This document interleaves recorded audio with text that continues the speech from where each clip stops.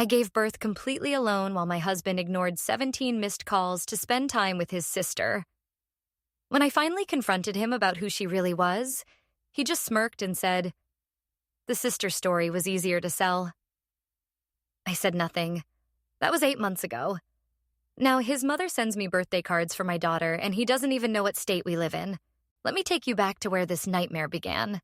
My name is Sarah, and for 3.5 years, I thought I was living the American dream. I was married to Marcus, a charming investment consultant from Phoenix who seemed to have everything figured out.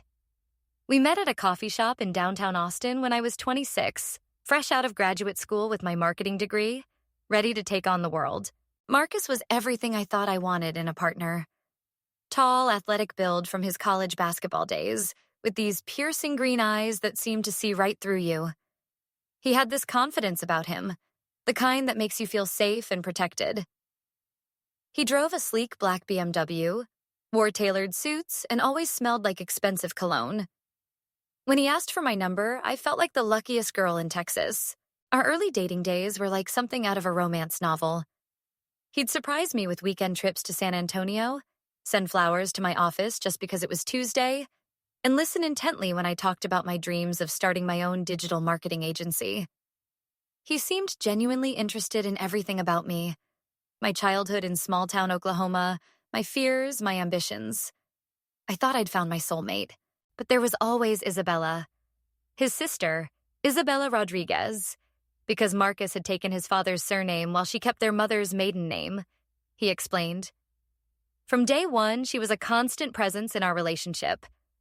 At first, I thought it was sweet how close they were. Marcus would get emotional talking about their tragic family history, how their parents and 2 younger siblings had died in a devastating car accident on I-35 just outside San Antonio 5 years earlier. "Isabella is all I have left," he'd say, his voice breaking slightly.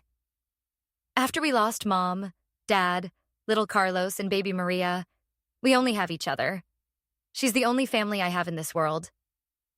How could I compete with that? How could I even want to? The idea of trying to come between a brother and sister who'd survived such unimaginable trauma together felt selfish and wrong, so I accepted it. I accepted that Marcus would drop our dinner plans if Isabella called crying about a bad day at her job as a dental hygienist. I accepted that he had a key to her apartment and would often sleep over there when she was having anxiety attacks about their parents' anniversary or their siblings' birthdays. I accepted that they had weekly sibling dinner dates that I wasn't invited to, because Isabella needs time to process her grief without feeling like she has to perform for other people. Looking back now, the red flags were everywhere. Like how Isabella would show up to our apartment wearing my jewelry. Pieces Marcus claimed he'd bought for me, but apparently he'd gotten duplicates for her, too. "Italian families share everything," he'd say with that charming smile. Besides, she needs something pretty to cheer her up after everything she's been through, or how she'd constantly undermine me in subtle ways. I remember one time we were at Marcus's company barbecue, and I was talking to his boss's wife about my marketing work. Isabella appeared out of nowhere and said, "Oh, Sarah's still figuring out what she wants to do with her life. She changes her mind about her career every few months." I was mortified, especially since it wasn't true at all, but Marcus always defended her. "She's protective because she doesn't want me to get hurt again," he'd explain. "After losing our family, she's terrified of losing me too. She just needs time to warm up to you." And like a fool, I believed him. I even felt sorry for her, this broken woman who'd lost so much and was just trying to protect her brother. The physical intimacy between them should have been another massive red flag. They'd hold hands while walking, something Marcus said was normal in Latino families. Isabella would sit on his lap during movie nights, claiming she was cold and he was the warmest spot on the couch. She'd feed him food from her fork at restaurants, giggling about inside jokes I didn't understand. When I asked about it, Marcus would get defensive. "You obviously don't understand sibling relationships," he'd say. "Some families are more affectionate than others. After trauma like we've experienced, physical comfort becomes even more important. I'm sorry your family was so distant and cold that normal affection seems strange to you." His words stung because my family had been distant. My parents divorced when I was 12, and physical affection wasn't something we expressed easily. There were the pet names, too. He called her mi amor, my love, which he said was just how they'd always talked to each other since they were kids. She'd call him mi vida, my life, and they'd have these long conversations in Spanish that I couldn't follow since I'd only taken 2 years in high school. When I asked for translations, they'd wave me off saying it was just boring family stuff about grocery shopping or work drama. The sharing a bed thing was what bothered me most, but Marcus had an explanation for that too. She has nightmares about the accident, he'd explain patiently. Sometimes she wakes up screaming, thinking she can hear Carlos calling for help. When that happens, she can't be alone. It's not weird, Sarah. It's trauma response. Would you rather she suffer alone just because you're uncomfortable with something completely innocent? I started going to therapy to deal with my jealousy issues because Marcus convinced me that my discomfort with their relationship was my problem, not theirs. Dr. Jennifer Chen, my therapist, tried to help me explore my feelings, but I kept defending Marcus and Isabella. They've been through so much, I'd say.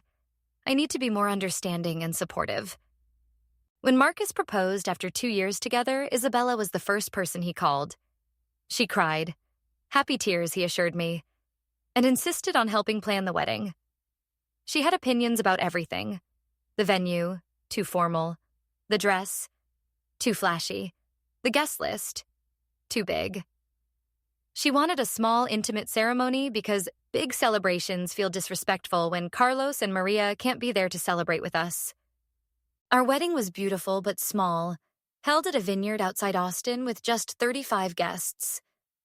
Isabella wore a stunning red dress that she claimed was Carlos's favorite color, and she gave a touching maid of honor speech about how grateful she was that Marcus had found someone who understood the importance of family.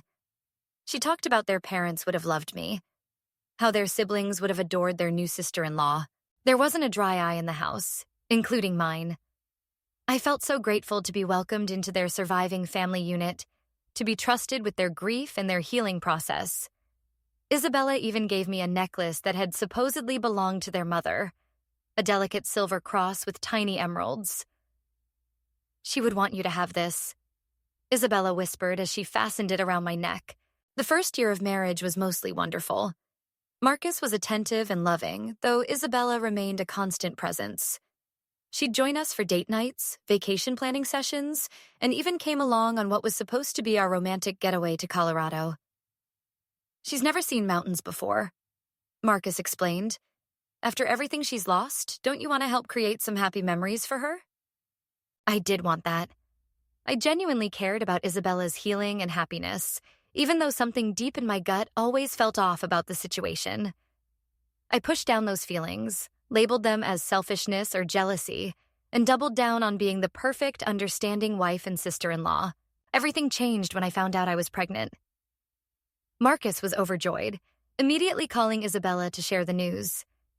She came over that same night with a bottle of wine for Marcus and sparkling cider for me, claiming she wanted to toast the newest addition to their family. But something in her eyes looked hurt? Angry? I couldn't quite place it, but it wasn't the pure joy I expected. I guess everything's changing now, she said, looking directly at Marcus instead of me. Babies have a way of reshuffling priorities. Marcus reached over and squeezed her hand. Nothing's changing between us, he assured her. This baby just means more love for everyone. You're going to be the best aunt in the world. During my pregnancy, the dynamic shifted in ways I couldn't quite articulate. Marcus seemed torn between excitement about becoming a father and anxiety about how the baby would affect his relationship with Isabella. She became more clingy, more demanding of his time. There were more emergency phone calls, more nights when he'd rush over to her apartment because she was having a panic attack. I started feeling like I was competing with her for my own husband's attention during what should have been the most special time in our lives. When I brought it up to Marcus, he accused me of being hormonal and unreasonable. She's scared, he said. She's afraid that once the baby comes, we won't have time for her anymore. She's already lost so much family. Can't you understand why she'd be anxious about feeling abandoned again? The pregnancy wasn't easy. I developed gestational diabetes and had to modify my diet significantly. I was exhausted constantly and dealing with severe morning sickness that lasted well into the second trimester. Marcus was supportive when he was around, but he was around less and less. Isabella always seemed to have some crisis that required his immediate attention. Maybe she's subconsciously trying to sabotage the pregnancy, my friend Jessica suggested during one of our lunch dates. Some people don't handle change well, even positive change. But I defended Isabella, just like I always did. She's dealing with a lot, I said. I need to be patient. By my 8th month, I was on partial bed rest due to complications. My blood pressure was elevated, and my doctor was monitoring me closely for signs of preeclampsia. I needed Marcus more than ever, but he seemed to be pulling away instead of stepping up. He'd come home from work, check on me briefly, then get a call from Isabella and disappear for hours. She's really struggling with the idea of becoming an aunt, he explained. She keeps having dreams about Carlos and Maria, wondering what kind of aunt she would have been to them. It's bringing up a lot of unresolved grief. I felt guilty for being frustrated. Here I was, about to bring new life into the world, while Isabella was grieving the life that had been taken from her siblings. The night everything fell apart started normally enough. I was having mild contractions, but nothing regular or intense enough to worry about. Marcus had gone to Isabella's for their weekly dinner, promising to be home by 9. By 10:30, the contractions were getting stronger and more frequent. I called him, but it went straight to voicemail. By 11:15, I knew something was happening. The contractions were 5 minutes apart and intensifying. I called Marcus again. Voicemail. Then again, voicemail. I texted him. Contractions getting stronger. Think this might be it. No response. I called one more time, and when it went to voicemail again, I tried Isabella's number, thinking maybe his phone had died. She answered on the 3rd ring, sounding breathless and annoyed. What? She snapped. Is Marcus there? I think I'm going into labor, I managed to say between contractions. There was a long pause, then I heard her call out, Marcus, your wife is having her baby. In the background, I heard him groan and say, Tell her we're busy. She can handle it. I was stunned. Excuse me? I said. Isabella came back on the phone, her voice honey-sweet. He's dealing with some family stuff right now. Maybe call your mom or something? First babies take forever anyway. She hung up. I sat there in our bedroom, alone, contractions coming every 3 minutes, trying to process what had just happened. I called my mom in Oklahoma City, crying and scared. I'm on my way, she said immediately. Call 911 and get to the hospital. Don't wait for Marcus. The ambulance ride was a blur of pain and fear. All I could think about was how my husband had chosen his sister over the birth of his child. What kind of man does that? My mom arrived at the hospital just as I was being wheeled into delivery. She held my hand through 12 hours of labor, whispering encouragement and advocacy for me with the medical staff when I was too exhausted to speak for myself. There were complications. The cord was wrapped around the baby's neck, and my blood pressure spiked dangerously high during pushing. When my daughter finally arrived, perfect, beautiful, healthy despite the scary moments, I felt this overwhelming mixture of joy and heartbreak. This should have been the happiest moment of my life, but all I could think about was how my husband hadn't even cared enough to answer his phone when his child was being born. Marcus showed up the next morning with a massive bouquet of flowers and a sheepish expression. I'm so sorry, he said, kissing my forehead. Isabella had a major breakdown last night. She was threatening to hurt herself, talking about wanting to join Carlos and Maria. I couldn't leave her, but I should have answered your calls. I'm sorry. I was so emotionally raw from the birth and the hormones and the exhaustion that I just nodded and accepted his explanation. He held our daughter Emma and cried.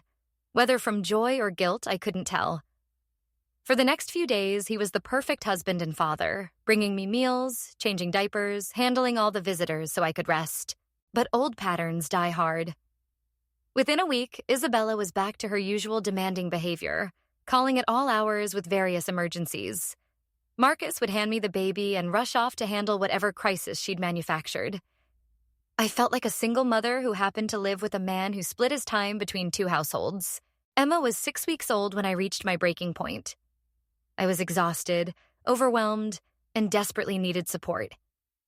But Marcus had spent 3 out of the last 4 nights at Isabella's apartment, claiming she was having severe postpartum depression symptoms despite not having given birth to anyone. "It's called sympathetic postpartum depression," he said. "She's so empathetic that she's experiencing all your symptoms." I laughed bitterly. "That's not a real thing, Marcus." But he insisted it was, saying he'd researched it online. Isabella was experiencing mood swings, crying spells, and attachment issues because she was so connected to our family experience. She needed professional help, he said, and he was the only one who could convince her to get it. That's when I decided to take Emma for a walk to get some fresh air and clear my head. Our neighbor, Mrs. Patterson, was working in her garden and stopped to admire the baby. Mrs. Patterson was one of those neighborhood gems, an 80-year-old former school principal who'd lived on our street for 40 years and knew everyone's business. "What a beautiful baby," she cooed, gently touching Emma's tiny hand. "She has her father's eyes."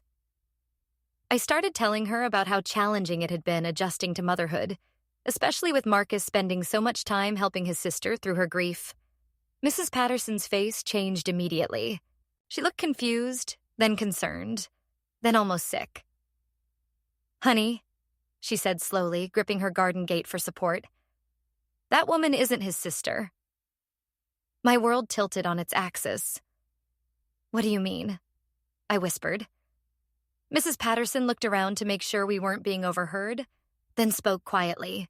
"I've lived in this neighborhood since before you were born," she said. "I know everyone's family history.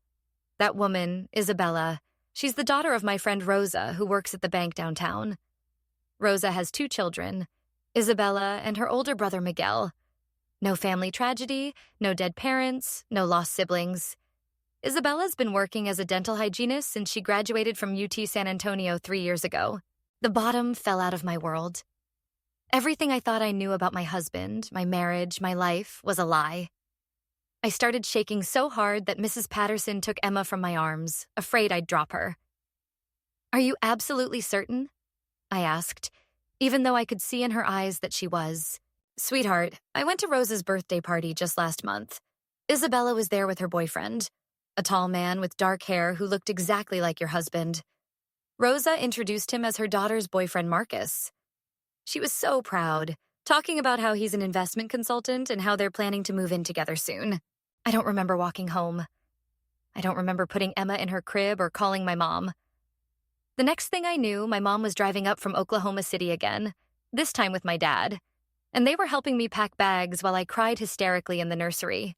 "We're going to get through this," my mom kept saying, but I could see the fury in her eyes. My dad, normally a quiet man, was pacing the house like a caged animal. "I never liked him," he muttered. Something always felt off about his stories. The details never quite added up. We decided to wait for Marcus to come home rather than confront him while he was at Isabella's. I wanted to see his face when I accused him.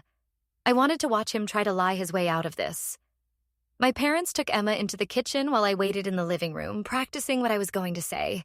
Marcus walked in around 8:30, looking relaxed and happy. "Hey, babe," he called out. "Isabella's doing much better tonight. I think the therapy recommendations I found are really helping her process." He stopped when he saw my face. "What's wrong? Who is Isabella Rodriguez?" I asked quietly. He blinked, confused. "What do you mean? She's my sister. You know who she is." I shook my head. "Try again." His face went through several expressions: confusion, realization, fear, and finally, resignation. "I can explain," he said, sitting down across from me. "It's not what you think." I laughed bitterly. "Really?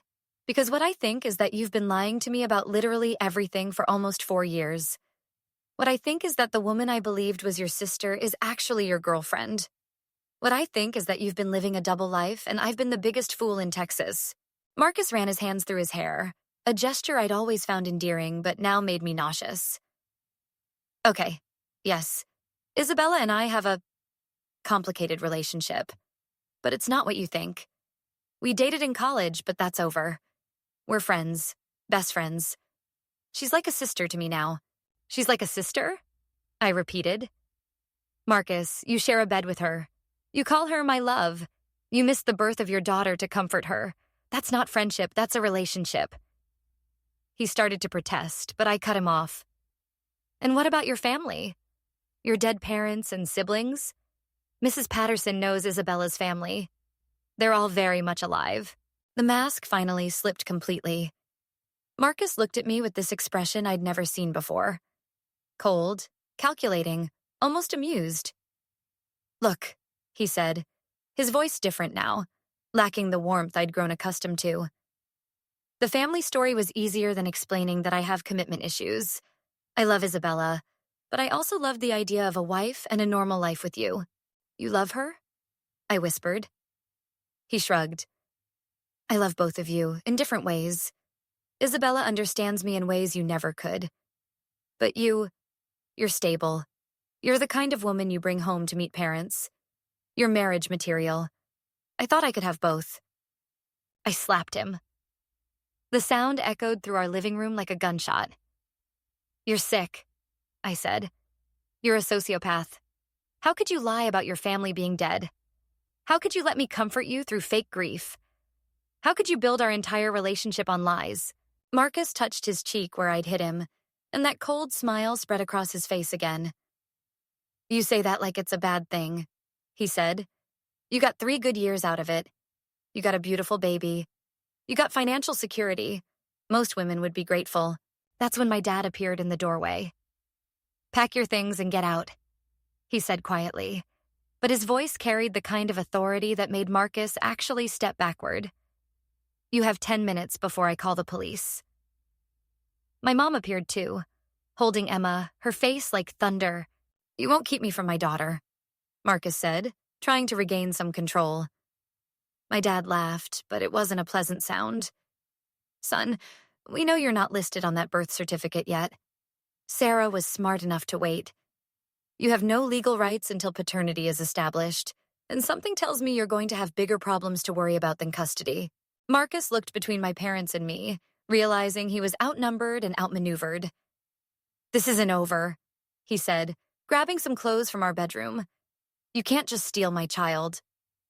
My mom stepped forward, still holding Emma. We're not stealing anything. We're protecting our daughter and granddaughter from a predator. After Marcus left, I called our family attorney, Linda Chen, Dr. Chen's older sister, as it turned out. She came over that same night and helped me start documenting everything. This is going to be messy, she warned, but you have more power than you think. Fraud, bigamy-adjacent behavior, child abandonment during birth. We can work with this. The next morning, Linda and I went to the courthouse to file for legal separation and emergency custody. We also filed a restraining order, citing emotional abuse and fraudulent behavior. I changed all the passwords on our bank accounts and credit cards, froze our joint accounts, and started documenting every asset we shared. Marcus tried calling, texting, even showing up at my office, but Linda had prepared me for this. Don't engage, she said. Let him spiral. Desperate people make mistakes, and we need him to make mistakes. He was making plenty.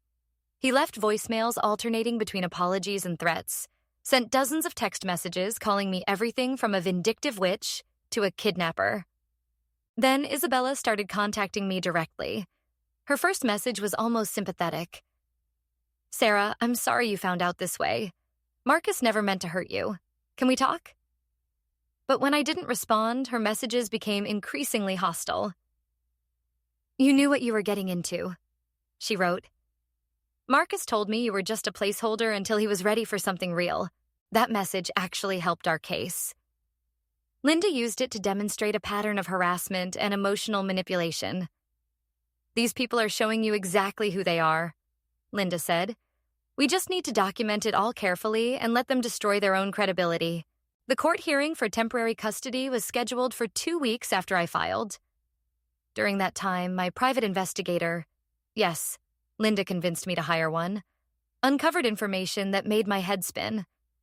Marcus and Isabella had been together for 6 years, not the 3 he'd claimed. They'd been living together in her apartment the entire time I thought they were just close siblings.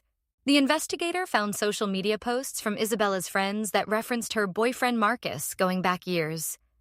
There were photos of them at couples events, romantic vacation pictures, and even posts about anniversary celebrations that coincided with dates when Marcus claimed to be comforting Isabella through her grief.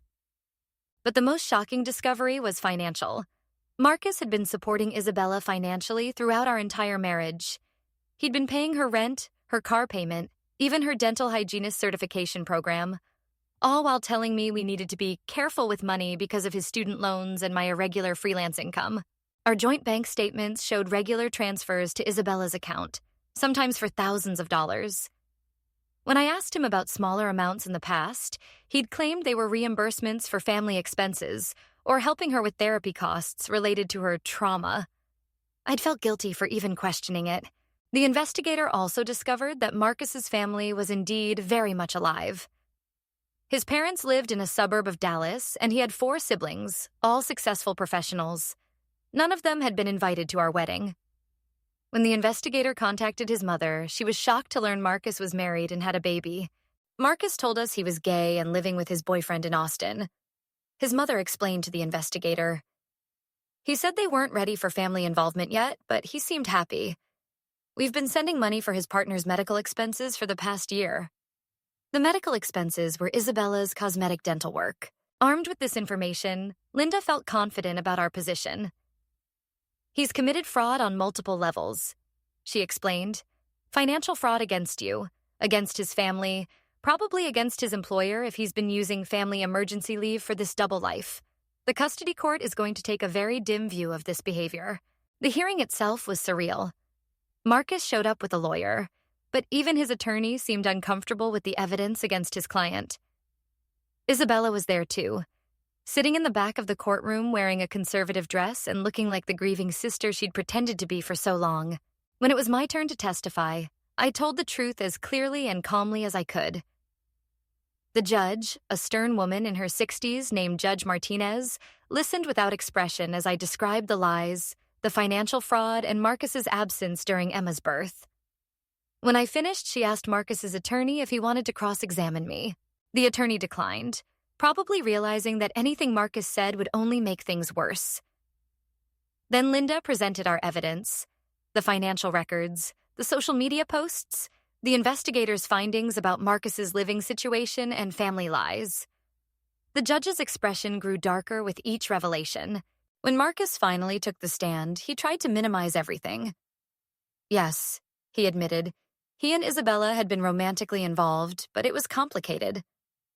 Yes, he had lied about his family, but only because he was estranged from them and found it easier to say they were dead. Yes, he had been supporting Isabella financially, but she was like family to him. Judge Martinez was not impressed. Mr. Williams, she said, you've presented this court with evidence of systematic deception spanning years. You've defrauded your wife financially, emotionally, and legally. You abandoned your family responsibilities for your extramarital relationship, and you've shown no genuine remorse for any of this behavior. The judge awarded me temporary full custody of Emma, with Marcus getting supervised visitation 1 Saturday per month. She also ordered him to pay child support retroactive to Emma's birth, and to reimburse me for the money he'd transferred to Isabella during our marriage. The restraining order was upheld, and Marcus was ordered to stay away from me except during supervised visits. As we left the courthouse, Marcus tried to approach me, but the security guard intervened. "This isn't over," he called out. "You can't steal my daughter." Linda guided me quickly to her car. "Actually, it is over," she said. "At least the hard part. Now we just wait for him to violate the restraining order, which he probably will." She was right. 2 days later, Marcus showed up at my office building, demanding to speak to me. Security called the police, and he was arrested for violating the restraining order. His employer, a prestigious investment firm, fired him when the arrest became public. Apparently, the financial fraud in his personal life raised questions about his professional integrity. What I discovered next made everything even more sinister. While cleaning out Marcus's belongings from our house, I found a box hidden in his closet filled with documents that revealed the true scope of his deception. There were multiple insurance policies listing Isabella as his beneficiary, credit cards in her name that he'd been paying, and even a lease application for a house in San Antonio, where they'd planned to move together. The most disturbing discovery was a notebook containing detailed observations about me. My daily routines, my insecurities, my relationship with my family. It read like a psychological profile designed to help him manipulate me more effectively. There were notes about which compliments made me happy, which arguments made me back down, and how to use my desire to be a good person against me. One entry particularly stands out. Sarah feels guilty about her parents' divorce and blames herself for being difficult. Use this. Make her believe that questioning my relationship with I is selfish and unstable. She'll overcompensate by being more accommodating. Reading it felt like discovering I'd been married to a stranger who'd been conducting a social experiment on my emotions. Linda used this notebook as evidence that Marcus's behavior constituted psychological abuse and fraud. "This isn't just infidelity," she explained. "This is systematic manipulation designed to exploit your emotional vulnerabilities for financial and personal gain. This takes his behavior into criminal territory." The police investigation that followed revealed Marcus and Isabella had been running similar scams on other women. The private investigator found at least 3 other women in different Texas cities who'd been in relationships with Marcus over the past 8 years. In each case, he'd presented Isabella as his sister, used fake family tragedies to explain their closeness, and extracted money and resources while maintaining his primary relationship with her. One woman, Jennifer from Houston, had been engaged to Marcus for 6 months before she discovered the truth. Another, Patricia from Dallas, had been supporting Marcus and Isabella financially for almost a year, believing she was helping a grieving family. The third woman, Michelle from El Paso, had actually given Marcus money for Isabella's fictional therapy costs. The pattern was always the same. Marcus would find emotionally vulnerable women, usually those with family issues or previous relationship trauma that made them susceptible to his manipulation. He'd present himself as a devoted family man dealing with tragedy, appeal to their nurturing instincts, and gradually extract whatever he needed while maintaining his real relationship with Isabella. The district attorney decided to pursue fraud charges based on the evidence of systematic deception and financial exploitation. Marcus was arrested again, this time facing multiple felony counts. Isabella was charged as an accessory, since the investigation revealed she'd been an active participant in creating and maintaining the false narratives about their family history. During the criminal trial preparation, even more disturbing details emerged. Marcus and Isabella weren't just boyfriend and girlfriend. They were actually married. They'd had a civil ceremony in Las Vegas 2 years before I met Marcus, which meant he'd been committing bigamy when he married me. This revelation made me physically sick. I was never really married to him, I told Linda through tears. My marriage was completely fake. My daughter is the product of an adulterous relationship that I didn't even know I was in. Linda tried to comfort me, explaining that this actually strengthened our legal position, but emotionally, it felt like my entire adult life had been erased. The psychological evaluation ordered by the court revealed that Marcus had antisocial personality disorder with narcissistic traits. The psychologist explained that people with this condition often maintain multiple identities and relationships simultaneously, seeing other people as resources to be exploited rather than human beings with intrinsic value. He's incapable of genuine emotional attachment, the psychologist explained to me. Everything he told you about loving you, wanting a family, sharing a future, those were strategic communications designed to maintain your compliance with his agenda. It wasn't personal because he's not capable of personal relationships in the way most people understand them. This should have been comforting, knowing that his betrayal wasn't about my inadequacy but about his pathology. But it wasn't. It just meant that every moment of happiness in our relationship had been a performance. Every memory of love and connection had been fabricated. I grieved not just for my marriage, but for the version of reality I'd believed in. The criminal trial lasted 3 months. Marcus and Isabella both pleaded guilty to multiple fraud charges in exchange for reduced sentences.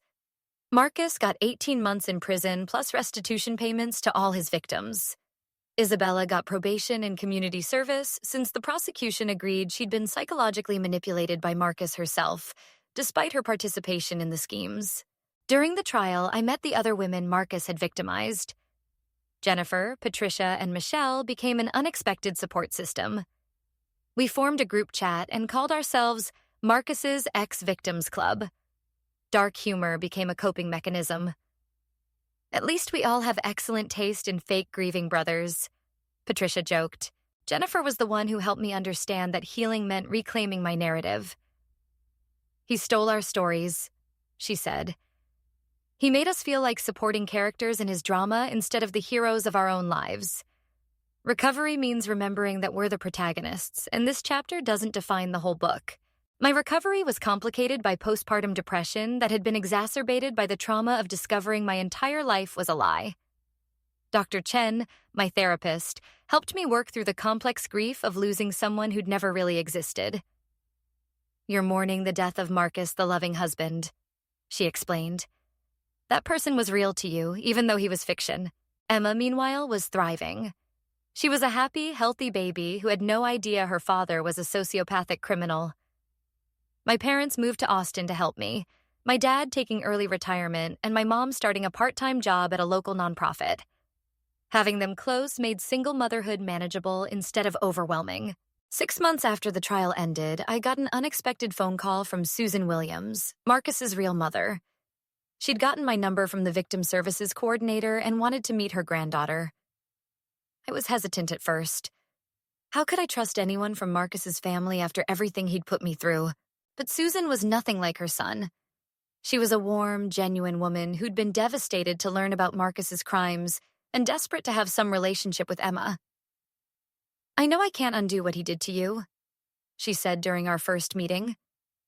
But that baby is innocent, and she's my son's daughter even if he doesn't deserve her.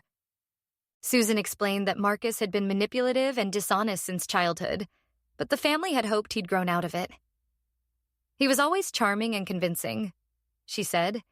Even when we caught him in lies, he'd make us feel like we were wrong to question him. Looking back, we should have gotten him professional help years ago. She became a regular part of our lives, visiting monthly and sending thoughtful gifts for Emma. She never tried to defend Marcus or minimize what he'd done, which made it possible for me to trust her gradually. You don't have to forgive him, she told me once. But please don't let his choices rob Emma of knowing her grandmother. As Emma grew older, I struggled with how to explain her father's absence. For now, Daddy lives far away was sufficient, but eventually she'd need to know the truth. Dr. Chen helped me develop an age-appropriate plan for gradually introducing the concept of people who make bad choices and face consequences for them. The financial restitution from Marcus helped me buy a small house in a family-friendly neighborhood in North Austin. Emma had her own bedroom, a backyard to play in, and neighbors who became like extended family. Mrs. Patterson from our old neighborhood visited regularly, bringing cookies and stories about the Neighborhood Watch Network that had been keeping an eye on Marcus and Isabella long before I knew the truth. We suspected something was off about that situation, she admitted. But we didn't want to interfere in your marriage without being absolutely certain. I've regretted not speaking up sooner. I assured her that her eventual honesty had saved my life and Emma's future, which was what mattered most. 2 years post-trial, I started dating again, though very cautiously.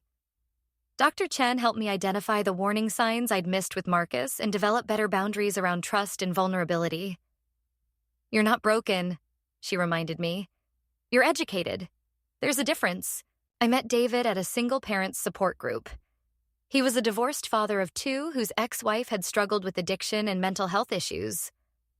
Unlike Marcus, David was transparent about his history, introduced me to his children and ex-wife early in our relationship, and never tried to rush physical or emotional intimacy. I've been lied to enough for one lifetime, I told him during our 3rd date. If you're looking for someone who won't ask questions or verify your stories, I'm not your girl.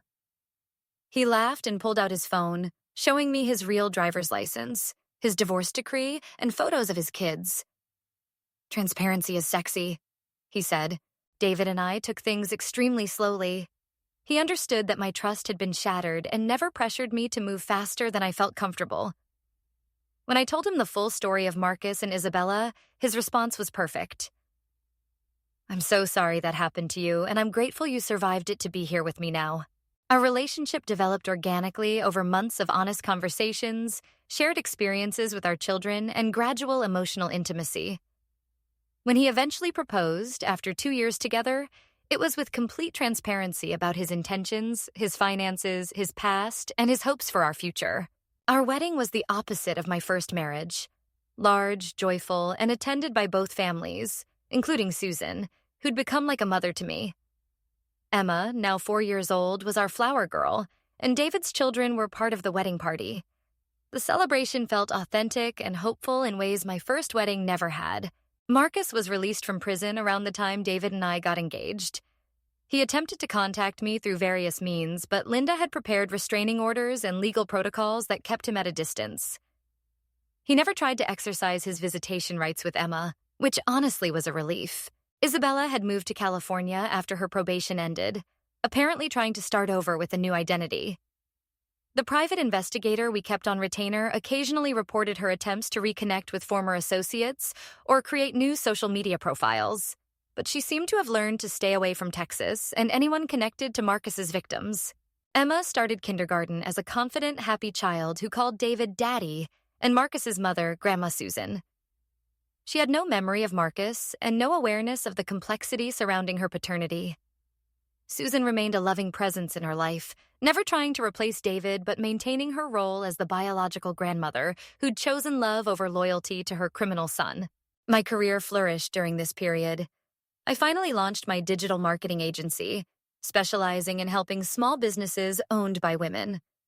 The skills I'd developed in research and investigation during the Marcus situation translated well to competitive analysis and market research for my clients. You have this amazing ability to see through surface presentations to underlying realities, one client told me. You caught problems in our competitor analysis that 3 other consultants missed. I'd learned, sometimes painfully, to trust my instincts and verify information independently rather than accepting things at face value.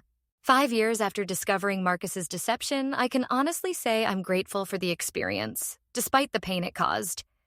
It taught me the difference between kindness and naivety, between supporting someone and enabling them, between love and manipulation.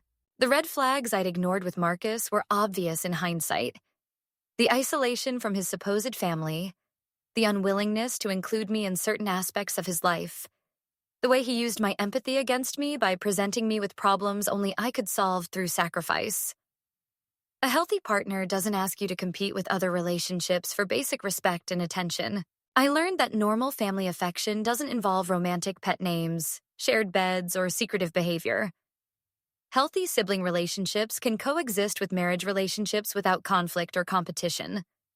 A loving partner doesn't ask you to suppress your instincts or question your sanity to accommodate their choices. The financial fraud taught me the importance of maintaining some financial independence within marriage and monitoring joint accounts regularly. Love doesn't require blind trust. Healthy relationships can accommodate reasonable verification and transparency. Trust but verify became my new relationship motto.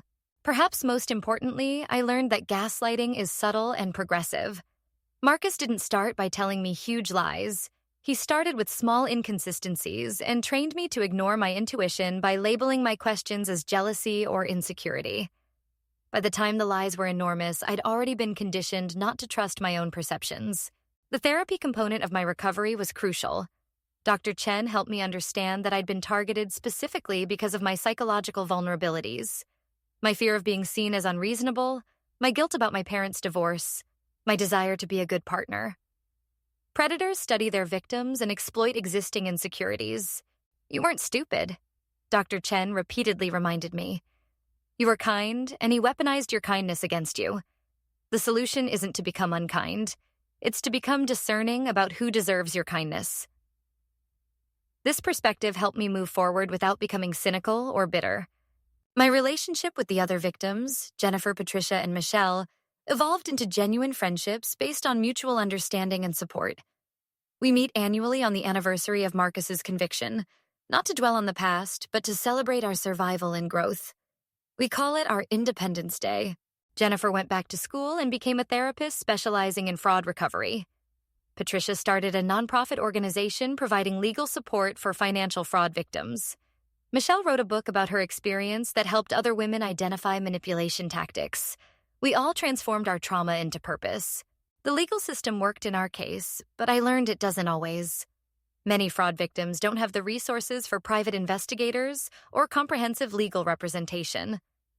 I started volunteering with victim advocacy organizations, helping other women navigate the legal and emotional complexities of escaping manipulative relationships.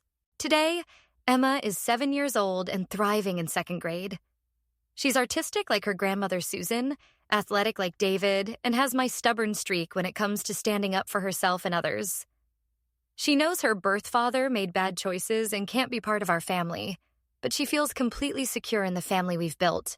David legally adopted Emma last year, a process that required extensive documentation of Marcus's abandonment and consent from all parties. Marcus signed the papers without contest, apparently having started a new life in another state and wanting to avoid any connection to his past. The adoption was finalized on Emma's 7th birthday, making it the best birthday present ever. Susan continues to be an important part of our lives, now as Grandma Sue, who visits monthly and takes Emma on special grandmother-granddaughter adventures. She's also developed a close relationship with David, appreciating his steady presence in Emma's life and often saying he's more of a father to Emma than her biological son ever was. Our extended family includes my parents, who moved permanently to Austin, David's parents, who welcomed Emma and me with open arms, and his ex-wife, Rachel, who's been in recovery for 3 years and maintains a healthy co-parenting relationship with David. Rachel and I aren't friends exactly, but we're allies in supporting our combined family of 4 children. The house we bought together is in the same neighborhood where I grew up wanting to raise my own children. Tree-lined streets, good schools, neighbors who know each other's names. Emma rides her bike to her best friend's house, helps David garden on weekends, and has sleepovers at Grandma Sue's house that she looks forward to all month. My business continues to grow, now employing 6 other women and specializing in fraud prevention and competitive intelligence for small businesses. The skills I unwillingly developed during my investigation of Marcus have become my professional expertise, helping other people avoid the kinds of deceptions that once nearly destroyed my life. David and I have talked about having more children together, and while we're not actively trying, we're not preventing it either. Emma desperately wants a little brother or sister, and David's children from his first marriage would love more siblings. The idea of expanding our family feels hopeful rather than terrifying, which feels like a measure of how much I've healed. I still see Dr. Chen monthly, now more for maintenance than crisis management. We work on continuing to trust my instincts, maintaining healthy boundaries, and processing the ongoing implications of raising a child whose biological father is a convicted criminal. These aren't problems that get solved once. They require ongoing attention and care. For anyone watching this who recognizes their own situation in my story, please know that your instincts are probably correct. If something feels off about your partner's family relationships, financial behavior, or stories about their past, investigate. You're not being paranoid or untrusting. You're being sensible. Don't let anyone convince you that questioning obvious inconsistencies makes you a bad partner. Healthy relationships can handle questions, verification, and requests for transparency. If your partner gets defensive or angry when you ask for clarification about things that don't make sense, that's a red flag, not a sign that you need to trust more. Pay attention to financial behaviors, unexplained expenses, money going to family members you've never met, secrecy about bank statements or credit reports. These are signs of potential fraud. You have a right to understand how your family's money is being spent, especially in a marriage. Trust the people who've known you longest when they express concerns about your partner. My parents and close friends had reservations about Marcus from early in our relationship, but I dismissed their concerns as overprotectiveness or jealousy. Looking back, they were seeing things I was too emotionally invested to notice. Document everything if you suspect deception. Save text messages, email communications, financial records, and social media posts. Take screenshots of dating profiles, social media interactions, and any evidence that contradicts your partner's claims. If you end up needing legal protection, documentation is crucial. Don't be afraid to hire professional help.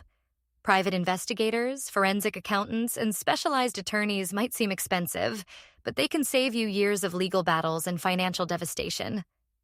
The money I spent on professional help during my case was the best investment I ever made. Remember that leaving an abusive or fraudulent relationship isn't just about protecting yourself. It's about protecting your children. Emma deserves to grow up seeing healthy relationship dynamics and learning to trust her own instincts rather than being trained to ignore red flags and accept manipulation as normal. The healing process takes longer than you expect and follows a different timeline than you plan. Some days I felt strong and independent. Other days I grieved the loss of the man I thought I'd married as deeply as if he'd actually died. Both experiences were valid parts of recovery. Build a support network that includes both professional helpers and personal relationships. Having Dr. Chen, Linda the attorney, the private investigator, and victim services coordinator was as important as having my parents, friends, and eventually David and Susan. You need people who understand the legal and practical aspects, as well as people who care about your emotional well-being. Consider that some family members of your abusive partner might be victims too, rather than co-conspirators. Susan could have chosen to defend Marcus or blame me for destroying her son's life. Instead, she chose to support Emma and me while holding Marcus accountable for his choices. Not all family members will make that choice, but some might surprise you. 7 years later, the impact of Marcus's deception still ripples through our lives in unexpected ways. Emma sometimes asks questions about her first daddy that require careful, honest answers. We've developed age-appropriate ways to explain that some people make choices that hurt others and face consequences, without making her feel responsible or ashamed. "Why didn't my first daddy want to be with us?" she asked recently. David and I had prepared for this question with Dr. Chen's guidance. Some people's brains work differently, and they have trouble caring about other people the way most people do, I explained. It's not about whether you're lovable. You're completely lovable. It's about his brain not working the right way. She seemed satisfied with that explanation, adding, "Well, it's good that my real daddy chose us then." David's eyes filled with tears and he hugged her tight. "Best choice I ever made," he whispered. These moments remind me how much healing has happened and how much love has grown from the ashes of deception. The financial impact took years to fully resolve. Even with restitution payments, I lost significant savings and had to rebuild my credit after discovering Marcus had opened accounts in my name.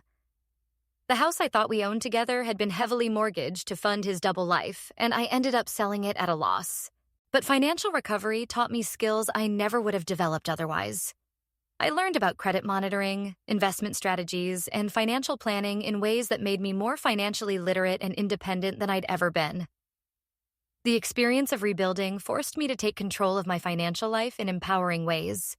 The trust issues were the hardest part to overcome. For months after discovering the truth, I questioned everything. My judgment, my memory, my ability to read people accurately.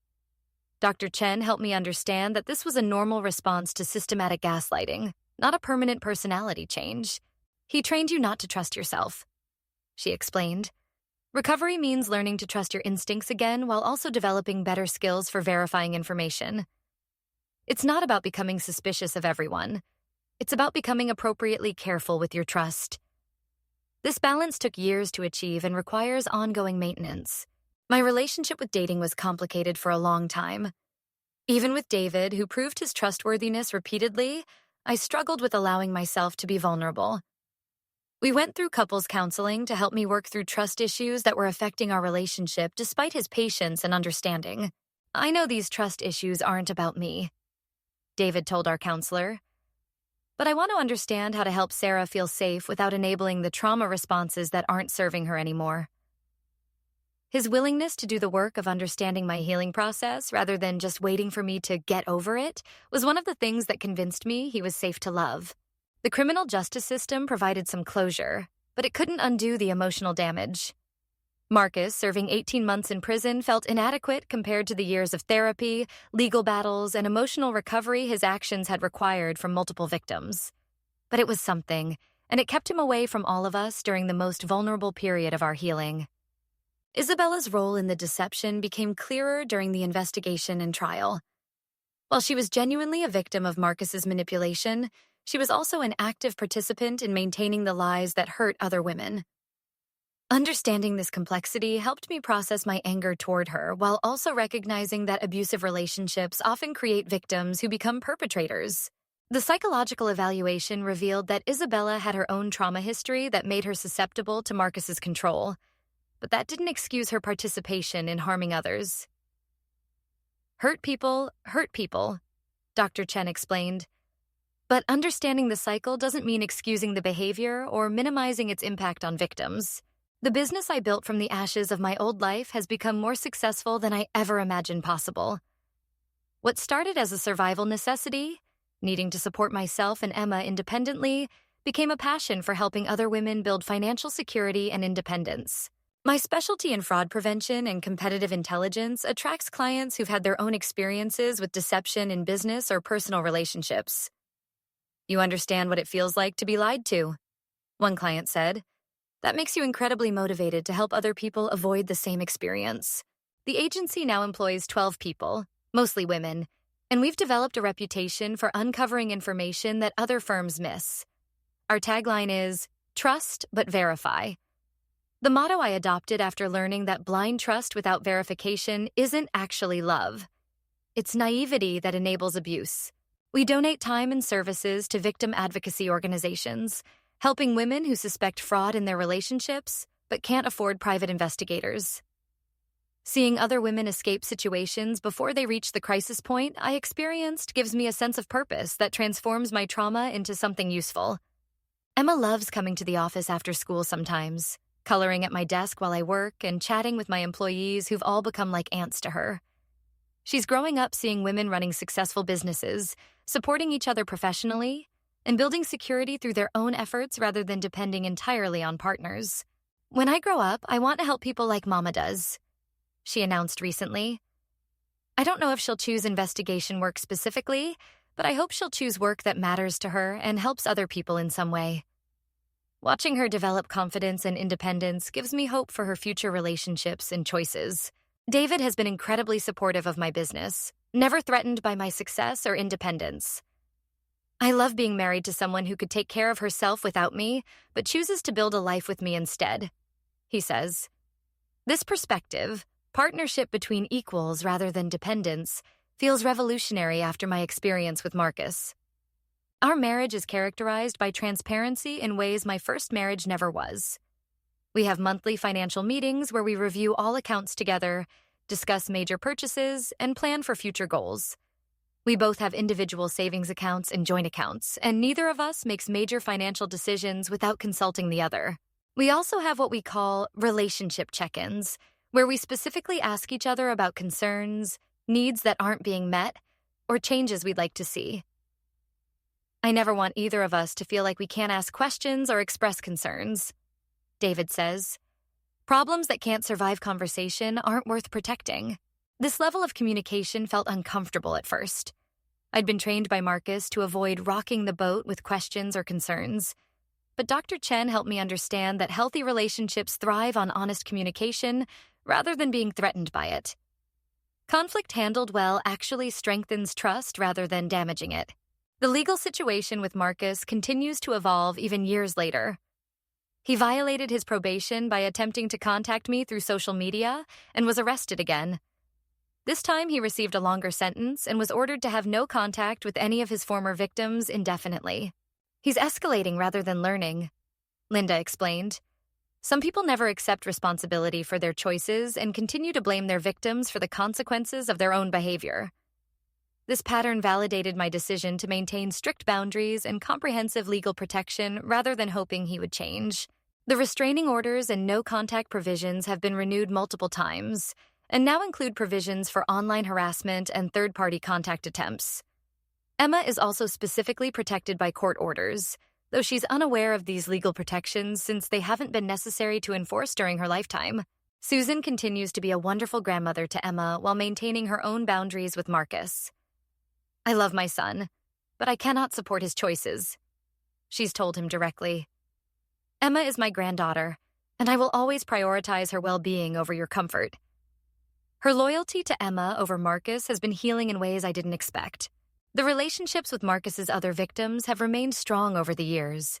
Jennifer, Patricia, Michelle, and I now get together annually, not just to mark our survival, but to celebrate our achievements. We've all built successful lives, healthy relationships, and found ways to use our experiences to help others. We're like war veterans, Patricia jokes. We survived something most people can't imagine, and now we have this special bond. But it's not just about shared trauma. We genuinely like and admire each other as people. Our friendship has grown beyond our common experience of Marcus's abuse to include genuine affection and mutual support. The therapy journey has evolved over the years from crisis management to personal growth and optimization. Dr. Chen and I now focus on continuing to develop my emotional intelligence, communication skills, and ability to model healthy relationships for Emma rather than just healing from trauma. You've moved from survival to thriving, Dr. Chen observed recently.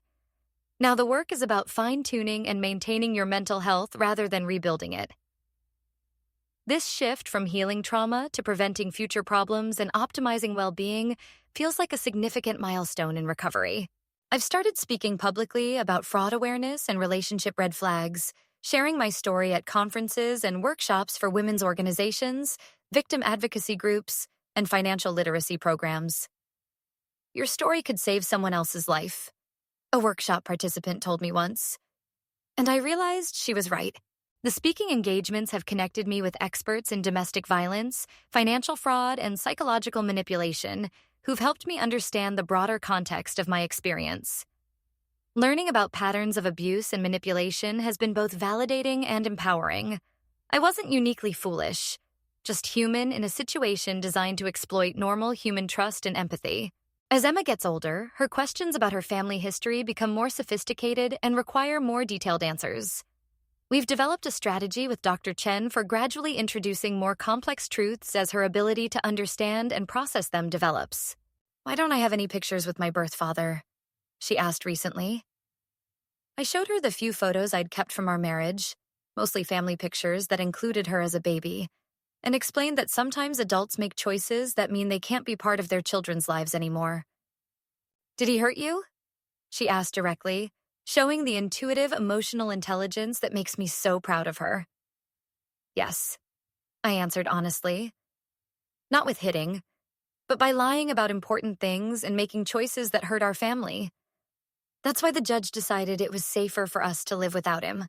She accepted this explanation thoughtfully, then asked, "But I'm still safe with you and Daddy David, right?" The fact that her primary concern was her own security rather than curiosity about Marcus showed me that our stability and love have given her a strong foundation despite the unusual circumstances of her early life. Emma has never expressed interest in contacting Marcus or learning more about him beyond these basic explanations. Her attachment to David as her father figure is complete and secure, and she seems to understand instinctively that David chose to be her father while Marcus chose not to be. "David is my real dad," she tells people without hesitation when family structure comes up in conversations with friends or at school.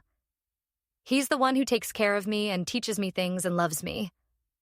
This clarity about who her real family is has been one of the most healing aspects of our journey. Susan's relationship with Emma provides connection to her biological heritage without confusion about family roles. Emma knows Susan is her birth grandmother, but also understands that David's parents are her everyday grandparents. She's comfortable with this extended family structure and enjoys the extra attention and love. We've also been honest with Emma about the fact that she has half-siblings through David's first marriage, and she adores her older step-siblings who visit every other weekend and share holidays with us. The blended family dynamic has taught her that families come in many configurations and that love is what makes people family, not just genetics. David and I recently celebrated our 5th wedding anniversary, marking 7 years since we first met and began building our family together. Our relationship has weathered challenges that would have broken many couples, but working through trust issues and blended family dynamics has made our bond stronger rather than weaker. "I'm grateful for what you've been through," David told me on our anniversary, "because it made you who you are today. And who you are is who I fell in love with."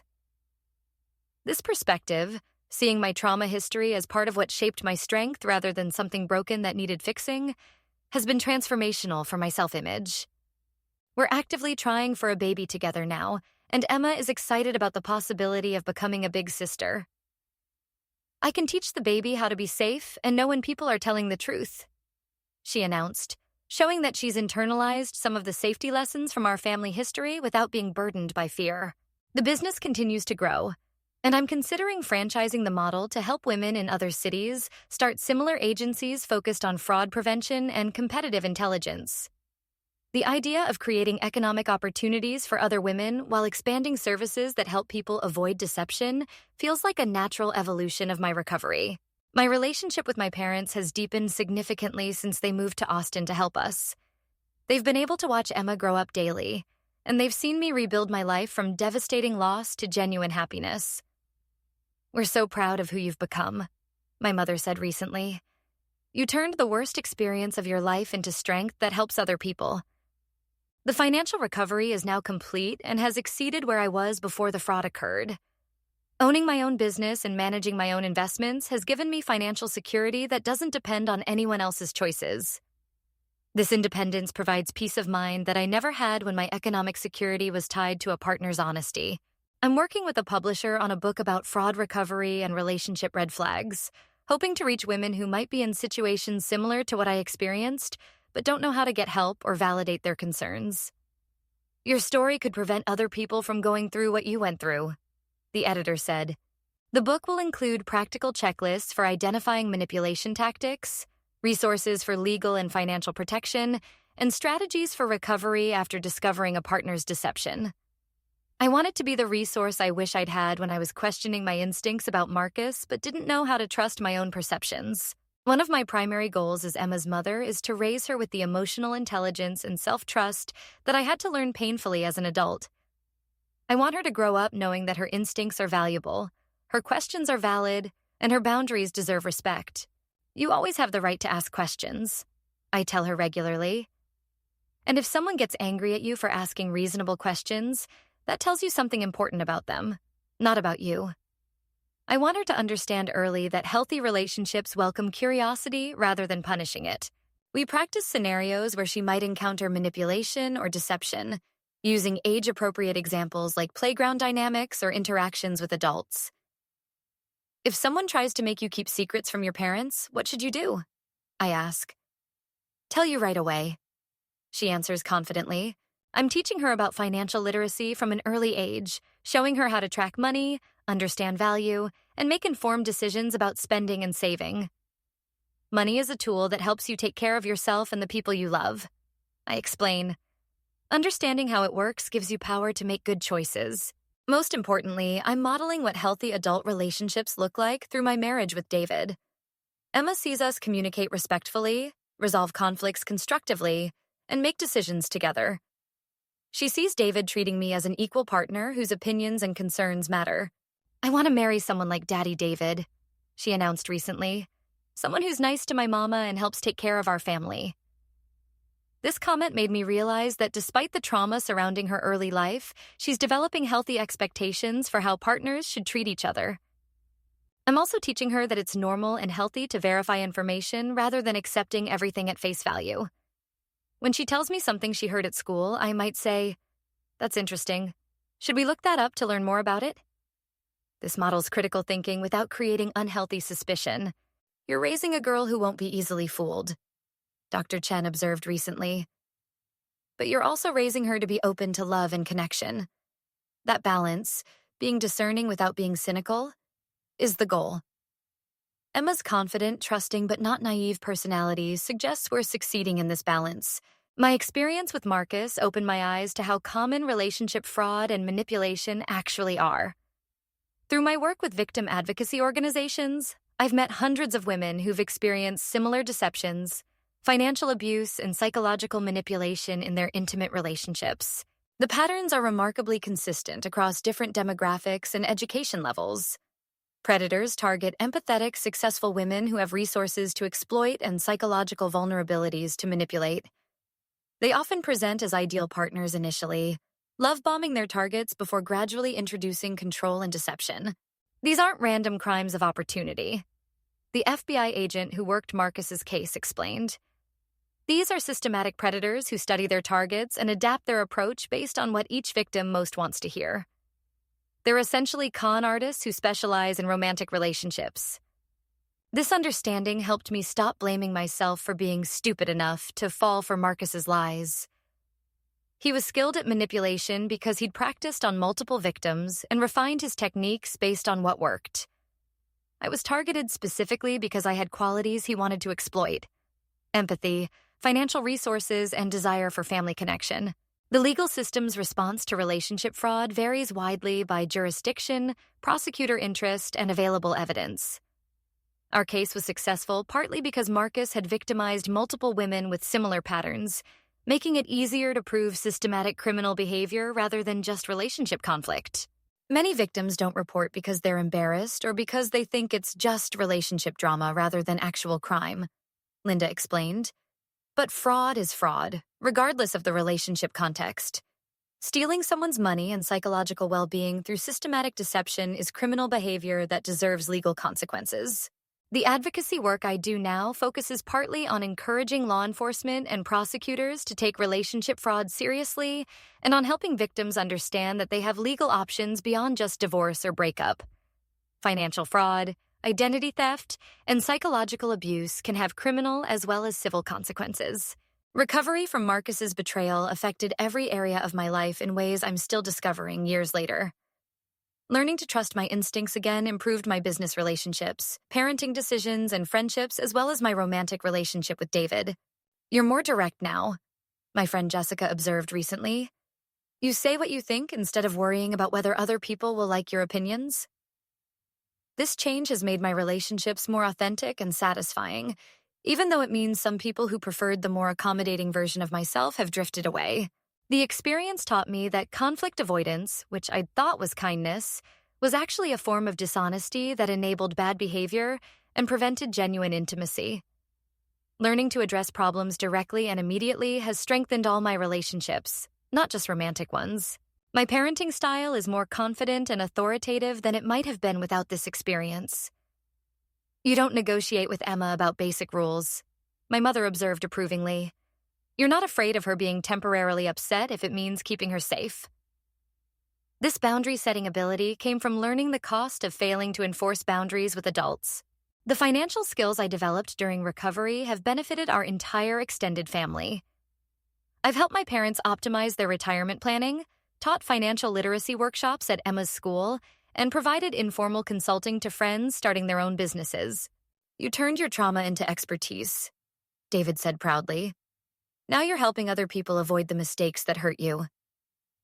This transformation of pain into purpose has been central to my healing process and sense of meaning in life. The public speaking about fraud awareness has connected me with other advocates working on related issues: domestic violence prevention, elder fraud protection, and financial literacy education. Being part of a larger movement to protect vulnerable people from predators gives my personal experience broader significance. Even years later, I maintain certain protective practices that some people might consider excessive, but that give me peace of mind. I still run background checks on anyone who will have significant access to Emma, monitor our credit reports quarterly, and maintain separate emergency funds that only I control. "You're not paranoid," Dr. Chen assures me. "You're appropriately careful based on your experience. There's a difference between trauma responses that limit your life and reasonable precautions that protect your safety." This distinction helps me maintain security without living in fear. I teach these protective practices to other women through workshops and consulting, helping them understand the difference between healthy caution and limiting anxiety. Trust your instincts, but also verify important information independently, I advise. Hope for the best, but plan for the possibility that people might not be who they claim to be. The ongoing legal protections remain in place even though Marcus is currently incarcerated. Restraining orders and custody arrangements don't expire just because someone is in prison, Linda explained. "We want all protections active for when he's released so you don't have to go back to court during what might be a stressful time.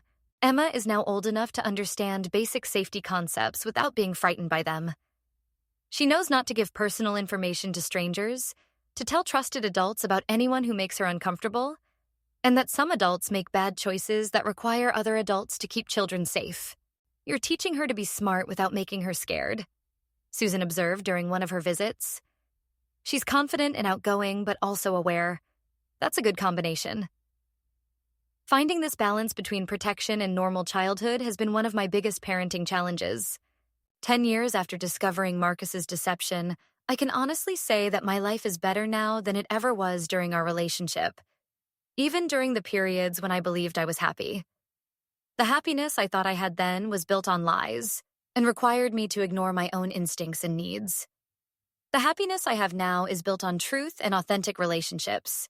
Emma is now a confident 10-year-old who excels in school, has close friendships, and shows remarkable emotional intelligence for her age. She has no memory of the chaos surrounding her early life and has grown up in a stable, loving family where honesty and mutual respect are normal. David and I welcomed our son, James, 2 years ago, and watching Emma step into her role as big sister has been one of the greatest joys of my life. She's protective, nurturing, and patient with him, showing the kind of character that makes me confident she'll choose healthy relationships when she's older. The business has grown beyond my wildest dreams, now employing 23 people and providing services in 5 states. We've helped hundreds of individuals and businesses avoid fraud, recover from deception, and build stronger protective systems. The work feels meaningful in ways that my previous career never did. My marriage with David continues to deepen and strengthen as we face new challenges together. Parenting a toddler, managing successful careers, caring for aging parents, and maintaining our relationship amid busy lives. We've created the kind of partnership I didn't even know was possible when I was with Marcus. You know what real love looks like now, Dr. Chen said during our recent session. You know the difference between manipulation and genuine care, between healthy interdependence and toxic codependence.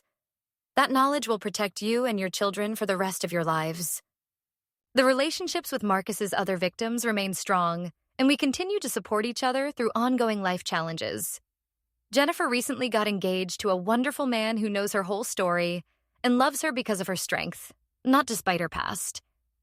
Patricia was promoted to director of her nonprofit. Michelle's second book comes out next year. Susan remains a beloved part of our family. Now, Grandma Sue to both Emma and James. Her choice to prioritize her relationship with us over loyalty to her criminal son continues to amaze me with its clarity and courage. Not all family members of abusers make such healthy choices, but her example shows that it's possible. The advocacy work has expanded into legislative efforts to strengthen laws around relationship fraud and improve law enforcement training for recognizing and investigating these crimes. Your case became a model for how to prosecute these types of systematic relationship fraud cases. The district attorney told me recently, "Sometimes I wonder what my life would have been like if Mrs. Patterson hadn't told me the truth that day, if I'd continued living in Marcus's web of lies. Would Isabella and I still be competing for his attention? Would Emma be growing up thinking this dysfunction was normal? Would I have discovered the truth eventually? Or would I have wasted decades in that false reality? But these questions don't torment me anymore. I'm grateful for Mrs. Patterson's courage in telling me the truth, grateful for the strength I found to act on that truth, and grateful for every difficult step of the journey that led me to this life I love. If there's one thing I want anyone watching this to remember, it's that the truth always surfaces eventually.